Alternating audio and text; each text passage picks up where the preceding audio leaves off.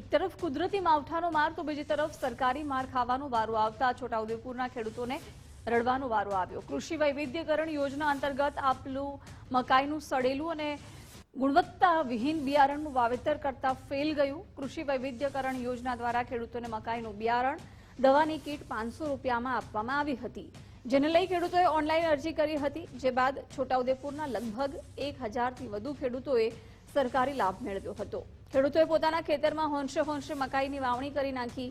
દિવસો પસાર થયા પણ મકાઈનો છોડ ન નીકળતા ખેડૂતો ચિંતા કરવા લાગ્યા। ખેડૂતોએ કરેલ ખર્ચ, મહેનત પાણીમાં ગઈ। હવે વાવણીનો સમય વીતી ગયો, ફરીથી વાવેતર કરે તો પણ નકામો। જે ખેડૂતને સરકારી યોજનાનો લાભ ન મળ્યો અને ખાનગી બિયારણ ખરીદીને વાવણી કરી હતી તે મકાઈ ઉગી, જ્યારે સરકાર દ્વારા સડેલું બિયારણ આપવામાં આવતા ગ્રામીણ વિસ્તારના ખેડૂતો ભારે રોષે ભરાયા। ખેડૂતો રજૂઆત લઈને વિતરણ કેન્દ્ર પર પહોંચ્યા હતા। કૃષિ વૈવિધ્યકરણ યોજનામાં ઓનલાઈન જે ફોર્મ ભરેલા, જે ટ્રાઇબલની કીટ હતી, એમાં આપણે મકાઈ બિયારણ, ડીએપી ખાતર પ્રોમ અને એક યુરિયાનો ડબલું 500 ml જે આપ્યું હતું 13 તારીખે આ મહિના 11મા મહિનાની, તે તારીખે મતલબમાં અમે ત્યારે ઓરન કર્યું અને 10 દિવસ 15 દિવસ પછી ખબર પડી કે આ તો ગાળા ઉગે છે, બહુ એમાં આછું ઉગે છે અને અંદર કોરીને જોવે તો સડેલી મકાઈ નીકળે છે અને બીજા પેકેટો બીજા તોડ્યા તો એ પણ સડેલા નીકળ્યા છે। એટલે અમારે સરકારને એક જ વિનંતી છે કે આવું ખરાબ બિયારણ આદિવાસી ખેડૂતોને નહીં આપે।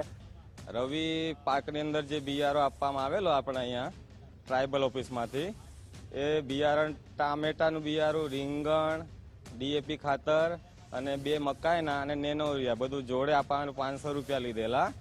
અને આ મકાઈ ઓરતા પછી ખેડૂતને બધાને ખબર પડી કે મકાઈ બગડેલી છે, તો તમામ ખેડૂતો ગામના જે આગેવાનો ભેગા થઈને અહીંયા ઓફિસમાં આવીને વાત કરી સાહેબશ્રીને કે આપણે બગડેલું છે એમ કરીને તપાસ કરતા રીતસર બગડેલું નીકળ્યું છે। તો સરકારને એવી વિનંતી છે કે આપણે આપો તો સારી ક્વોલિટીનું બિયારો આપો, કેમ કે ખેડૂત ડબલ કામ કરવું પડે, ખોટા ખર્ચા થાય, એના કરતાં સારી ક્વોલિટીનું બિયારો આપો તો ખેડૂતને તકલીફ નહીં પડે। બસ એ જ માંગ છે મારે।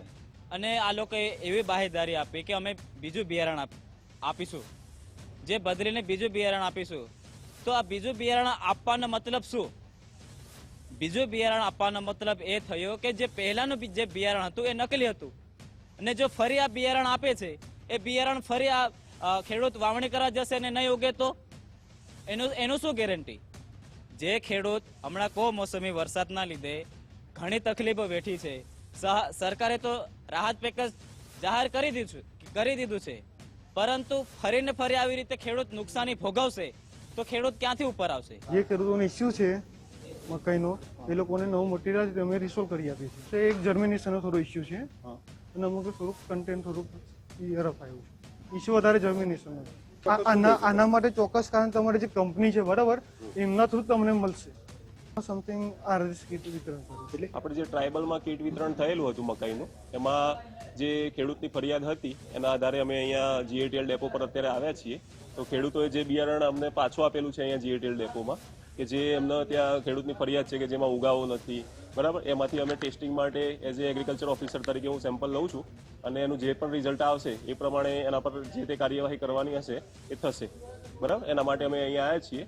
બાકી જે અત્યારે બીજું બિયારણ આવેલું છે એ બધું પણ અમે તાત્કાલિક અસરથી અત્યારે વિતરણ માટે અટકાવવામાં આવે છે, જ્યાં સુધી આનું પ્રોપર તપાસ ના થાય ત્યાં સુધી આપણે એનો જથ્થો અટકાવીએ છીએ અને બીજી પ્રોપર સૂચના ડીલરને આપી દેવામાં આવેલી છે।